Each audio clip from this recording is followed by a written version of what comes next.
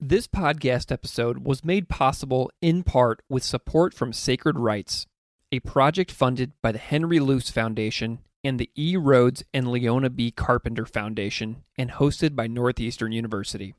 Sacred Rights is a project that supports public scholarship on religion and provides resources and networks for scholars of religion committed to translating the significance of their research to a broader audience.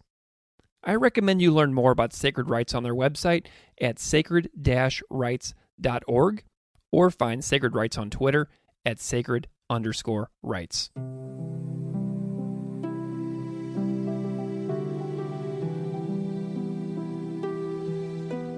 Welcome to Classical Ideas.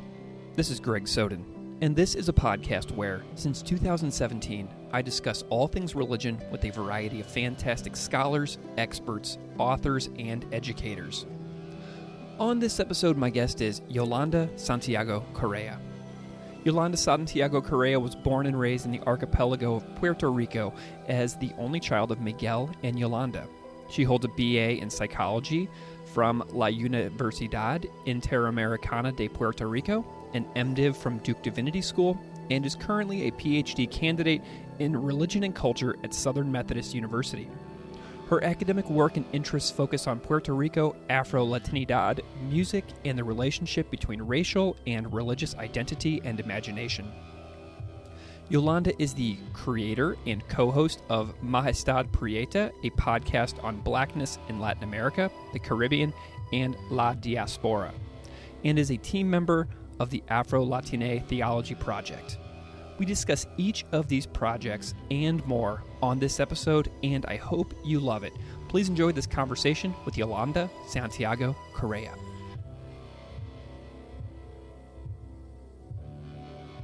Yolanda Santiago Correa, welcome to Classical Ideas Podcast. Hi, Gregory. Thank you so much.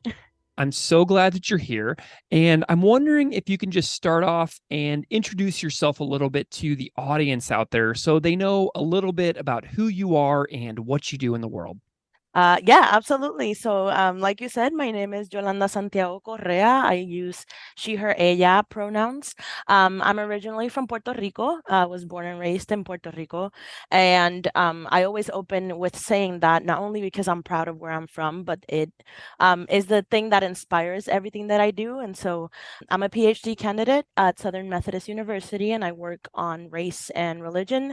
And I also am the program coordinator for the Hispanic House of Studies at Duke Divinity School, which ties kind of directly into the work that I do around just Latinidad and theological education and race and kind of this conversation about identity and everything like that.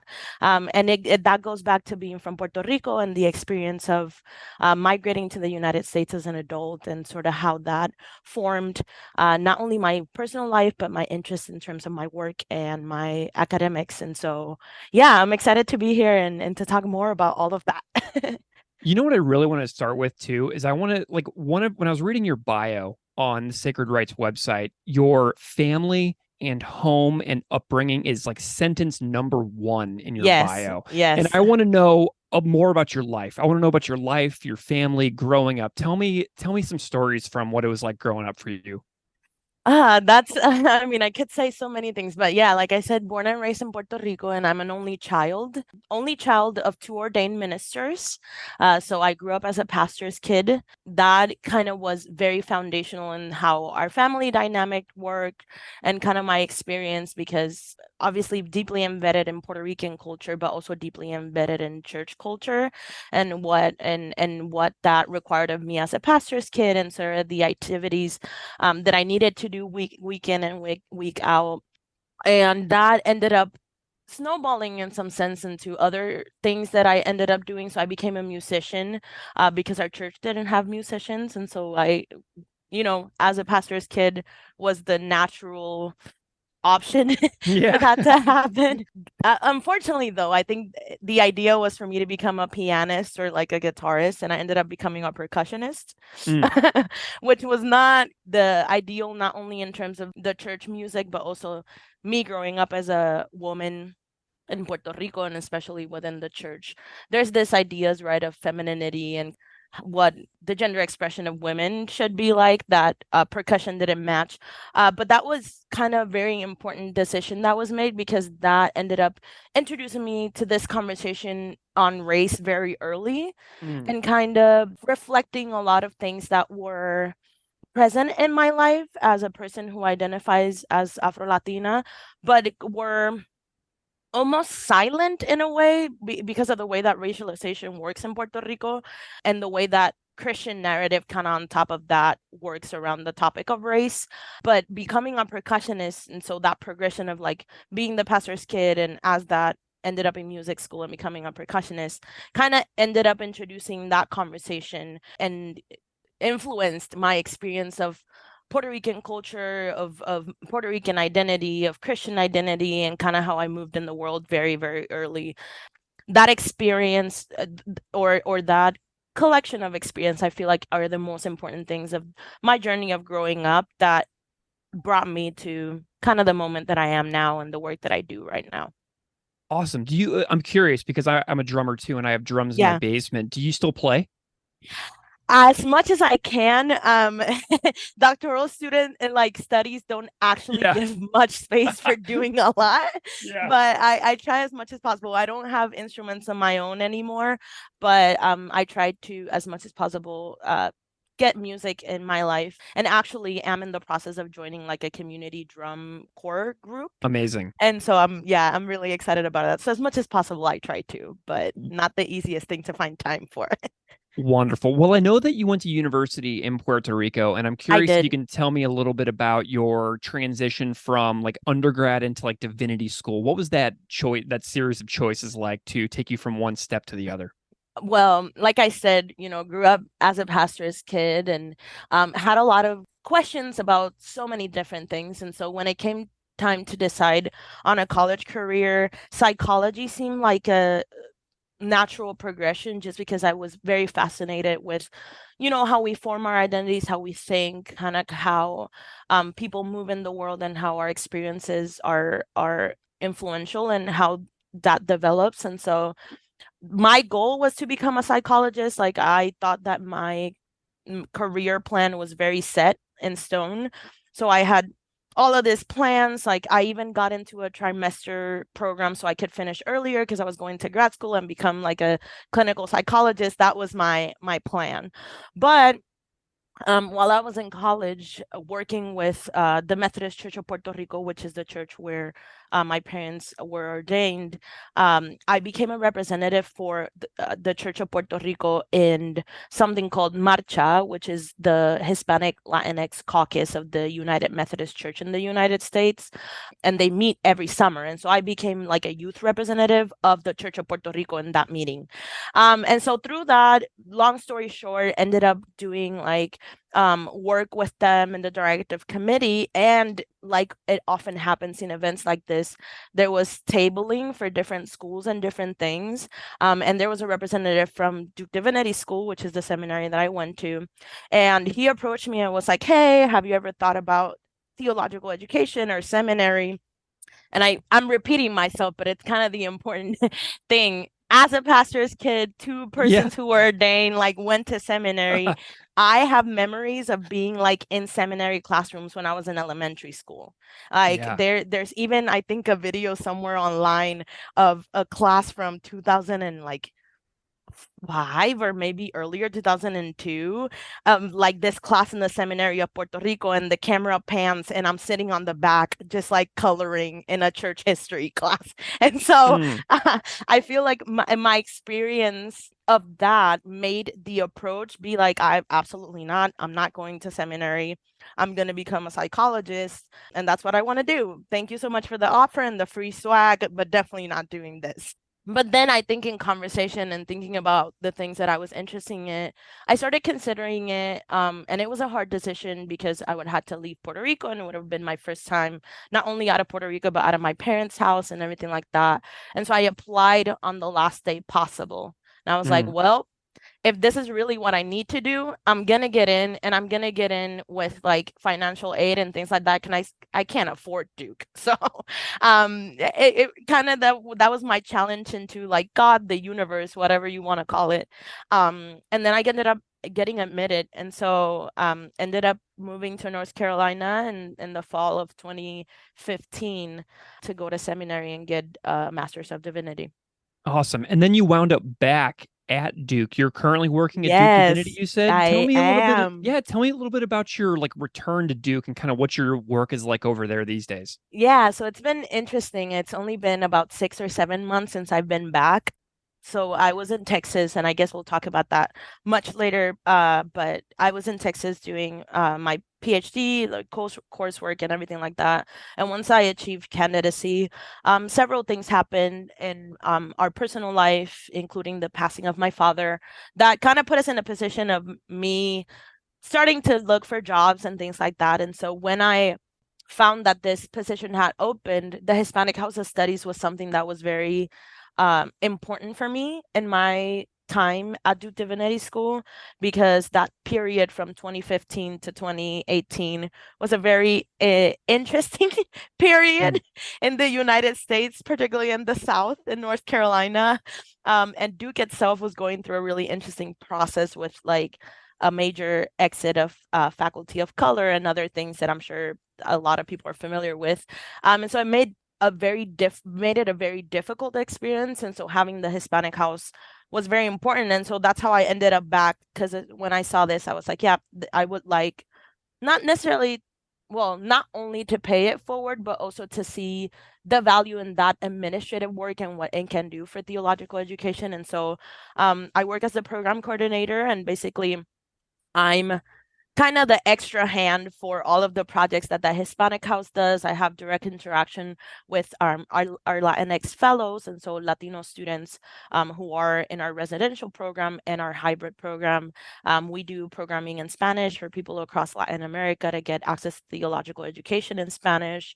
We have several other projects, and so I'm there kind of helping out with all of the different projects, and at least in my own understanding of it, trying to democratize access to knowledge and disrupt, the hierarchies of theological education a little bit.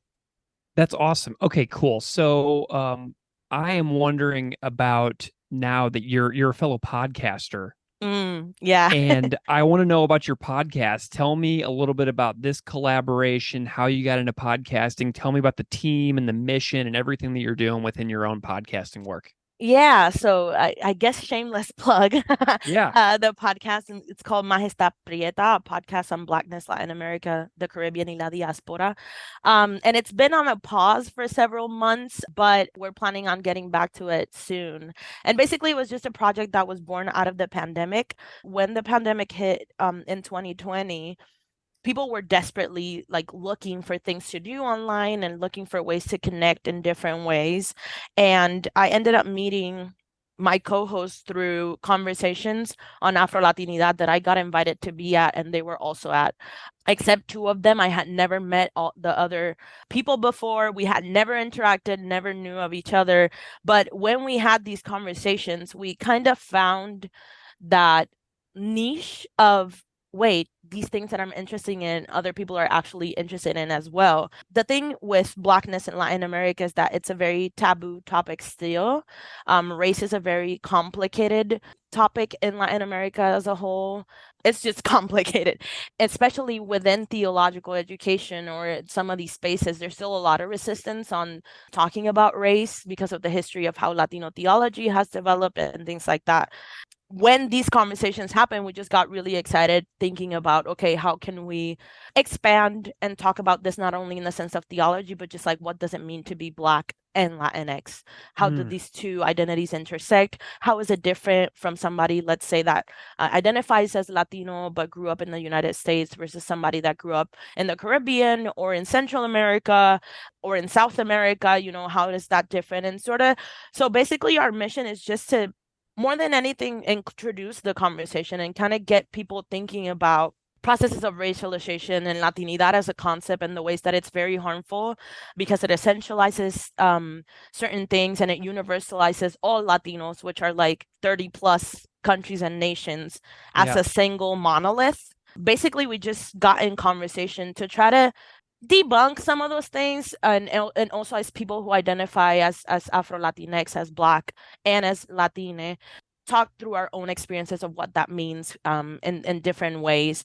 And so most of us have theological education, but we also do several other things, like clinical work, organizing, and work with youth and all these things. And so we just got together basically as a group of friends to kind of see like how these experiences intersect, and also to just open the conversation for other people to start thinking about race and their identity for themselves. And so it's a really fun project. I love all of them. They're the best people in the world. And Yeah. so definitely go, if you're listening to this, definitely go check them out because they're doing some amazing work out there for sure. When I was listening to the podcast, something that I love so much is the way that it bounces fluidly between languages. There's Yeah. English and Spanish, and it's just so Mhm. seamlessly delivered. I appreciate that. Yeah, that was part of it too, right? It was also this thing of like this experience is so varied that some of us speak Spanish, some of us speak English, some of us speak both, some of us speak Portuguese. And Mm, so like how do we start thinking about the ways in which all of that can live in a space and where we can use this Latinidad category in positive ways, but also critique its the ways in which it's essentializes certain things and introduce the possibility of the both, and it can be a good thing, but also we can see the differences in that as we identify as a single community, if that makes any sense. yeah, absolutely. Well, I hope that the podcast resurges. I hope that you all are able to come back to it because for me, like I've been podcasting in some form for like almost 6.5, 7 years. Yeah. And it's just this thing where I answer to no one. I get to do exactly what I want. And it's like Yeah. this purely creative thing that I'm entirely in charge of. So I'm the Mhm. only one who has to like drive it. You know what I mean? So it's like the most Mhm. Mhm. intrinsically creative project I've ever been able to do in my life. And that's just what I love about it so much. Yeah, and I think it's also important in the sense, like I said, a big part of the goal was also to think about how do we give access to people to the conversation? Like, how do we democratize what we consider knowledge? How do we think about other forms of knowledge that are not coming from like the academy or higher education? Because we notice a pattern of like, there's the conversation within the ivory walls of like institutions and things like that, and then there's the conversation in the street, and kind of the grassroots movements, and those two rarely intersect. And so that was part of it too, right? It was also seeing like nobody's controlling this, so we can drive it. How do we drive it to show that gamut of like, this is theory and kind of things that been written, but also these are the knowledges that are coming from the community, and the Yeah. ways that the community is also creating something that should be considered equal in value in terms of knowledge as these books and these theories are. How are you seeing podcasting as like a form of scholarship Mm. being utilized and talked about in higher education in ways that are fascinating to you? I think there's still a long way to go in terms of higher education, considering podcasting as something of equal value in terms of knowledge production. But I do think that there's definitely a positive trend where we're not only with podcasting, but also other forms of media like social media, especially TikTok with newer generations and things like that, thinking about how this is a tool in which we are understanding knowledge production in ways that are less formal, in the sense Hmm. that they require for you to do less in terms of filtering yourself for the Yeah. sake of being able to communicate knowledge, to communicate ideas and things like that. And so I think podcasting is really good in the ways that it allows people to truly come to the conversation, and often without having to think about having the correct language or having the all of the knowledge, but really just introducing that interpersonal relation of like two people, three, five, how many it is, really talking through like like you talk to your friends, right? In over a table, like over dinner or something like that. And so I think in terms of academics and theological education particularly, which is kind of the field or religious studies that I move in, it's also a really good way of introducing the ways in which religion is such a common topic, and whether it's silent or not, it permeates our everyday lives. And particularly in the Yeah. United States, it's like this constant, like it influences everything, especially when we're talking about Christianity. And so how can podcasting and media like they are acting as outlets for us to really be like, okay, like it's important for us to know this, not because people need to be religious or not or anything like that, but because it's something that's influencing the ways in which we move in the world. And so I think podcasting is a really good and valuable and really opening that conversation and giving access for people to be part of the conversation without having to get a degree or get into great debt to be able to prove that you can talk about these Mm, things, but saying like, you know, we live it. And so as people who live through it, we have the authority to talk uh, about it and through it and kind of grow with each other in being interlocutors with amazing. each other. Yeah. I love that. And I agree with all of that. And another project that you're a part of that I really want to know a lot about is the Afro-Latine Theology Project. Yeah. Tell me about this work that you're doing because I've been looking at the website and some of the Yeah. publications, and it's Yeah. just so neat. And I want to know all about it. Yeah, so the AfroLatiné Theology Project was born kind of as a progression of those same conversations that I talked about when we talked about the podcast, Yeah. where it was like we were meeting each other through the internet, never in person, but seeing how we were kind of in silos where like there was one person in like California and then there was another person in Texas. And so there was this sense of like people are not really interested in this. And then we connect through the pandemic and we realize, oh, there's pockets of people that are doing this work within theology and theological education. So there's a possibility here for creating a larger network of not only scholars but also just people who are interested, you know, pastors, believers, non-believers who just like theology or like talking about religion, all these things. One of the members of the group, Josue Perea, who is also the director of the Afro-Latino Forum, came up to a group of us and was like, hey, I have this idea, you know, there's a grant possibility here for a very small grant to create a project, right? And it can be any type of project, but I think there is something really important here in talking about Afro-Latine identity and Blackness in Latin America, particularly in the sense of theology, and not just Christian theology, but just religion and theology in general, and how then the ways in which race and religious belief are constantly in conversation throughout the history of Latin America. We just birthed the idea out of that, right? Out of seeing the necessity of, we're not talking about this. Like we either talk about race or we talk about Latin America. And if we talk about both of them, it's always very much under this idea of like mestizaje and mixedness. We all are the same and we all look the same and we all eat the same thing. So it's that it also comes from colonialism and US imperialism, you know, so many other things. But yeah, Yeah. it was just like noticing that there was this gap, right? That people were not talking, especially within the academy, or they were doing it in very small numbers about what this means and what this identity means and what it means for faith and all of these things. And so when the grant came, we started thinking about like how can we do this? And so it's still very new in some ways. We do have the Cuentos journal, which is Yeah. Tell me. yeah, so right in the creation of that, one of the things that came up is again this idea, and I feel like I'm in a soapbox, but it's truly what I'm passionate about. Yeah. Yeah. It was this idea of like we, the ones who have access to the academy and are privileged enough to get degrees, are not the sole holders of knowledge. And from our points of privilege, there are a lot of experiences that we don't have access to.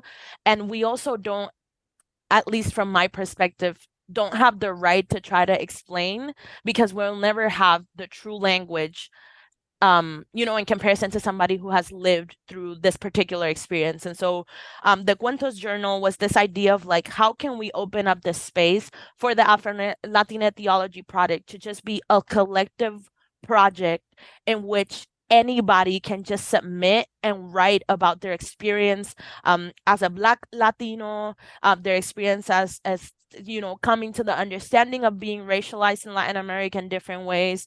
How can we introduce that conversation also in terms of languaging? So the page right now is in English, in Spanish, I believe in Portuguese, and in French. And so, like, also that, right? How can we introduce this space for people to be part of this conversation and say, hey, when we talk about Latina theology, it's also important to talk about the ways in which Black identity, racialization, slavery, all of these things were part of the creation of the particular theological practices and beliefs that Latinos, both in Latin America and the United States, hold.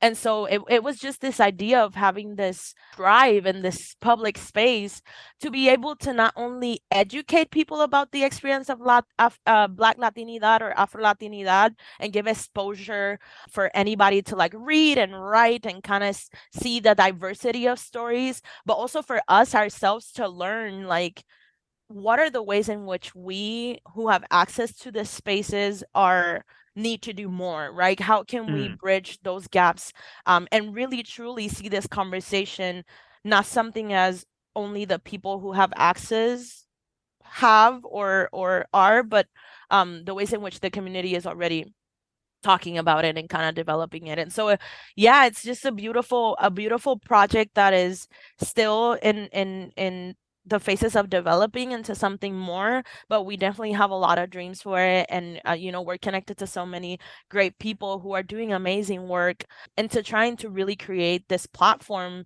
to be something that anybody has access to and to be a source of learning and growing and just community creating. Amazing. Well, I know that I was looking at the article list and you've done some translating work on Yeah. the page, and I'm curious about how hard that is to make sure that you convey somebody else's voice via Ooh. translation for public scholarship. What is that like? Yeah, translation is complicated, especially because I feel like, again, these experiences not only are so unique, but also I feel like for Latinidad or Latinos in particular, there's particular nuances that come from the specific ways in which we communicate. Like, so what I translated from Spanish to English. But as somebody who's from Puerto Rico, the ways in which Puerto Ricans speak Spanish is very particular. And so even with other Spanish speakers across Latin America, there are so many ways in which we miss like certain cues from each other just because even though we speak the same language, quote unquote, in reality, all of our different dialects or Spanish are so influenced by the particular histories of our land that, yeah, translation becomes a really beautiful work, but also a very heavy work because it's a work of like, how do I truly convey the ideas of this person without my own voice filtering into it and without it just being an exercise of me wanting this to sound with as something that I would agree with. And so it's a really complicated work of trying to find that balance of like, as a translator, you're kind of looking, you're also interpreting in some ways because Spanish and English in that particular mode of translation don't work the same. Like the syntax is different, certain words in Spanish don't exist in English. And so like, how do you do that work as an interpreter but also stay true to what the person wrote and wanted to communicate? So it's definitely a hard work, but I think it's an important work, and I think it's something that, thinking about religious studies and theological education at large, it's a really important thing, not only in terms of access of knowledge, but also for people to see theological knowledge as something accessible to them, right? And that can be accessed in their own language, if that makes any sense. And so, yeah, it's a complicated work, but it's definitely a work that I think is very valuable, and that more and more we're going to be having to do with the ways that the populations are growing in the United States. Yeah. Well, you're so involved in public scholarship already, and I want Hmm. to know if you can talk a little bit about your experience of working with the Sacred Rights Public Scholarship Hmm. on Race, Justice, and Religion project that you've been working on. How are you enjoying the experience, and how do you feel yourself kind of, developing in your own skills, but also maybe setting some goals for yourself for the future? Well, yeah. So I stumbled into Sacred Rights because a good friend of mine is part of the team, and so he talked to me about it and was like, "Hey, I think you should really think about this. Like, you're already kind of doing some work, and with the AfroLatiné Theology Project, we were already developing this thing and the podcast as well, and so it was like, okay, maybe this will be a good opportunity of kind of getting more contextual training about what it truly means to do this. And so it's been a wonderful experience to go through it, to meet other people who are interested in this and who are in different stages of their academic work or are interested in different ways of public scholarship. And so it was just in essence, a breath of fresh air, because as somebody who has done more public scholarship, that I would say I've done more like official scholarship in terms of like publications and presentations at conferences and things like that. There's Hmm. always this thing of publications and presentations being the more valuable thing in your CV, and podcasting and lives and all of these things being something that you shouldn't prioritize at all. But as somebody who values, right, that, as I've mentioned so many times before, so that values the democratizing of that knowledge, Sacred Rights was just that opportunity to just be like, hey, if you're the person who's interested in this, these are the ways in which you kind of think through this, and the responsibility of what it means to put your voice out there, put your work out there, the risk, the responsibilities, the rewards, the famous R3 that Sacred Rights talks about. Yeah. What is that like, right? And as a person of color, like, what are the things that are on risk with your particular voice being out there? And so it was just a beautiful, it's just been a beautiful experience to not only find other people who are interested in this, but to really be challenged to think through, why you, like, why this, why now, why in this form, like, why do you think it's important for people to have access to this type of knowledge in a larger platform? And so I've just enjoyed it a lot, to really be not only in a community of equals, but also just be challenged to grow more and to truly think through what I'm doing, not just as like, oh, I get the opportunity to just talk. And as an extroverted person, I love talking, Yeah. but but Awesome. really truly thinking through, like, you know, with this project, with this podcast, like with these things you are doing, like what is the effect of that? Like, how do you as a person and the work that you do and the interest that you have impact a larger community, and how does that in turn impact you as well? And so it's been wonderful. Yeah. Do you have any like specific goals for yourself, like in the next like 3 to 5 years within this field? Yeah, I want to do a lot more, and I think we didn't get to talk much about this, but like through the Afro-Latine Theology Project, we got to do a documentary Oh yeah, tell me on, about that too, because I know you yeah, worked at the Smithsonian as well. yeah, wild, the wildest thing. Josue with Michael and Charles, who were the main people responsible for this, and shout out to them, kind of had this idea, and they were like, why don't we do a documentary and interview people who identify as Black Latinas and who have a particular religious tradition or faith tradition, and talk through the experience of how race, particularly their Blackness, has influenced their thoughts around the divine and their practices and everything.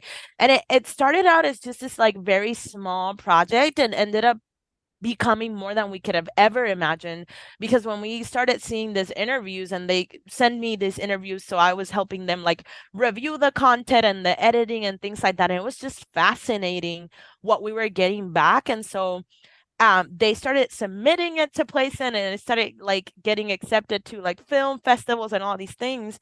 And then we submitted it to the Folk Festival of the Smithsonian, Um, and they got back to us and they're like, this is amazing. Do you want to do the world premiere at the Smithsonian? And we were like, oh my God. And so we Wow. ended up, yeah, we ended up premiering it in the National Museum for African American History and Culture in the Oprah Winfrey Theater. And it was just a mind-blowing experience to see that, to be in the Smithsonian and also just to have a panel after to really talk about it.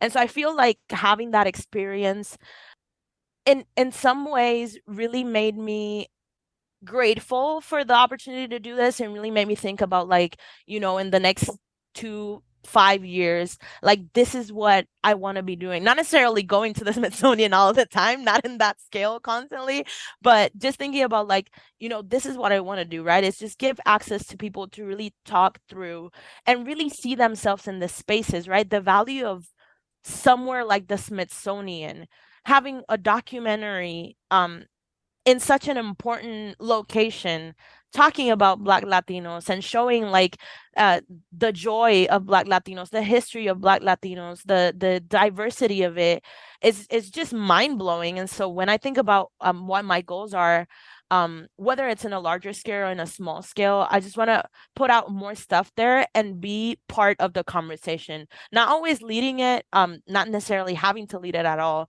but just being part of the conversation and always being part of facilitating that bridging of the gap between like the academy and just the world at large. I think more than anything, it's just anything that I do. I always want that to be the ultimate goal, right? It's just to be part of the conversation and more than anything create space for other people to be part of the conversation but also see themselves represented in a positive life and see possibility, right? See the ways in which we can do so much more and the beauty of that.